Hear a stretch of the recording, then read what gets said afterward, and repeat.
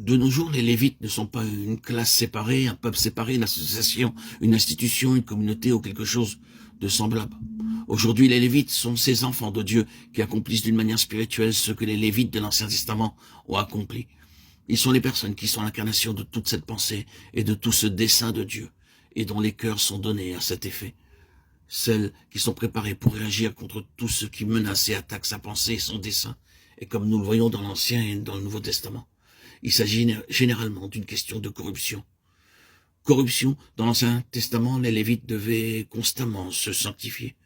Regardez par exemple dans le livre d'Esdras, comment ils ont dû se sanctifier pour le service de l'Éternel. Un peuple sanctifié. C'est impressionnant, je pense même significatif qu'il ait été dit que Jean-Baptiste marcherait devant la face du Seigneur et que l'aboutissement de son ministère serait de préparer un peuple sanctifié pour le Seigneur. Préparer un peuple ou qu'il y ait un peuple préparé pour le Seigneur. Or, c'est le principe des Lévites. L'Ancien et le Nouveau Testament se rencontrent dans Jean-Baptiste, le livre des prophéties de Malachie. Mon message est envoyé devant ma face pour préparer mon chemin devant moi, a eu sur l'autorité de notre Seigneur, même son accomplissement dans Jean-Baptiste. C'est Élie si vous le recevez. Référez-vous à Matthieu 11, 14. Marchant devant la face du Seigneur, préparant le chemin du Seigneur, et assurant la préparation d'un peuple, ou garantissant un peuple préparé pour le Seigneur. Et ensuite, que s'est-il passé? Dans l'évangile de Marc, Jésus a commencé à paraître à l'âge de 30 ans. Il est pour ainsi dire précipité sur l'estrade, sur le devant de la scène. Jésus a commencé à paraître, entrant dans son ministère à ses 30 ans. C'était l'âge auquel le Lévite commençait son ministère. Vous voyez comment nous rassemblons tout cela dans toutes les directions, à tout égard, afin de rendre clair, car il doit être rendu clair que le témoignage du Seigneur, le mouvement vers l'avant de Dieu, l'atteinte de son plein but incombe à un peuple qui incarne tout ce qui est montré par les Lévites. Bien, si nous avons saisi cet arrière-plan, alors nous pouvons continuer.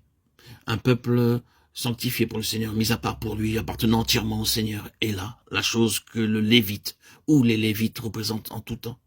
Et alors que la grande partie des enfants de Dieu, qui est le peuple du Seigneur, n'est pas ainsi, il ne peut pas avancer avant d'obtenir des personnes telles que les Lévites au sein de son peuple. Il doit voir ce qui représente sa pensée. Il ne continuera pas, il n'avancera pas à moins de posséder quelque chose, fût-ce au milieu de son peuple qui réponde à sa pensée. C'est à ce moment-là qu'il ira de l'avant. Il demande ceci, un peuple mis à part pour le Seigneur. Cela ouvre la voie d'un enseignement très instructif tout au long des Écritures. Cela nous introduit dans toute cette course de Dieu, réagissant aux situations par le moyen du Lévite ou par le principe du Lévite. Vous avez noté la première fois qu'ils apparurent ainsi que nous l'avons lu dans Exode 32.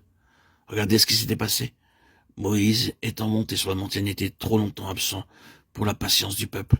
Et comme il est mentionné, ils se sont déchaînés, ils étaient sans frein.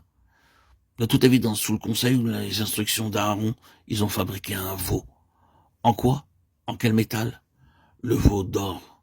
L'or qui était destiné au sanctuaire dans lequel Dieu devait avoir toute la place. Ce jour-là, là-bas, les forces du mal ont fait éruption et ont dit, effectivement, Dieu n'aura pas cette place, nous l'aurons et nous prendrons l'or même qui était destiné à Dieu. Et nous en ferons la base, l'instrument de notre adoration.